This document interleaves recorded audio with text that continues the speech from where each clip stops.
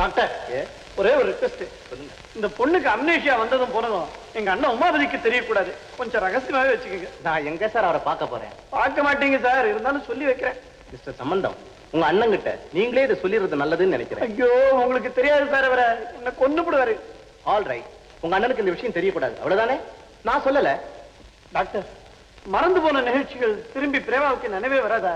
நான் எப்படி சார் சொல்ல முடியும்? ஒருவேளை எல்லா நிகழ்ச்சிகளுமே நினைவுக்கு வரலாம், இல்ல வராமல் இருக்கலாம்.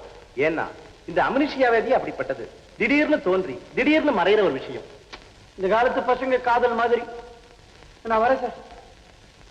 மிஸ்டர் சம்பந்தம், என் ஃபீஸை ஊருக்கு போய் அனுப்பி வைக்கிறீங்களா? ஃபீஸா? எதுக்கு ஃபீஸ்? பிரேமாவை ட்ரீட் பண்ணதுக்காக ஃபீஸ் சார். பிரேமாவா? யார் பிரேமா?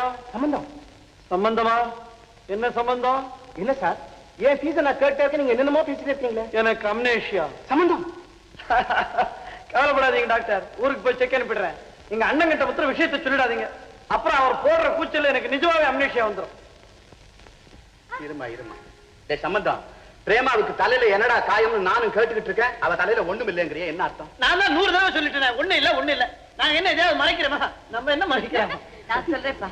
நான் ஸ்கூட்டர்ல போயிட்டு இருக்கும்போது தவறி விழுந்துட்டேன். அதுதான். உன்னை நம்பி பிரேமாவை பெங்களூர்ல விட்டதுக்கு என் புத்திய நான் சொல்ல மாட்டான்டா. விடுவீங்க சார். பாப்பா, என்னப்பா ஃபைல் கொண்டு வந்திருக்கியா? ஆமாங்க சார், இந்தாங்க. யார் இவன் காலி பையா? டேய் சம்பந்தம், என்னடா இது கொஞ்சம் கூட மரியாதை இல்லாம? இவர் யார் தெரியுமா? என் ஆபீஸ் மேனேஜர். இவன் என் தம்பி சம்பந்தம். சார், இவர் என்ன தவறா நினைச்சிட்டு இருக்காரு. மெட்ராஸ்க்கு லால் சந்த் விஷயமா நம்ம டைபிஸ்ட் கலாவர போன போது இவருக்கு எனக்கு ஒரு சின்ன தகராறு. அப்ப இவர் உங்க தம்பின்னு எனக்கு தெரியாது. ஏன், என்னாச்சு? இவரு கலா கிட்ட கொஞ்சம் சின்னத்தனமா நடந்துகிட்டாரு. கொண்டிய பிடிச்சு பரவாயில்ல விட்டுருங்க, இதெல்லாம் போய். டேய், என்னடா இது சின்னத்தனமா? நான் ஏன் அவ கொண்டைய பிடிச்சு இழுத்தேன் தெரியுமா?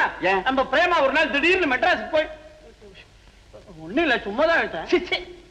நான் வர்றேன் சார். டேய், ஏன்டா என் மானத்தை வாங்குற? அவங்கிட்ட கொஞ்சம் மரியாதையா நடந்துக்கிறா. அவனுக்கு தாண்டா பிரேமாவை கொடுக்க போறேன். அவன் ஒரு அயோக்கியன். இந்த கல்யாணத்துக்கு நான் சம்மதிக்கவே மாட்டேன். உன்னை யாரா கேட்ட? பிரேமா, இந்த கல்யாணத்துக்கு நீ சம்மதிக்காத.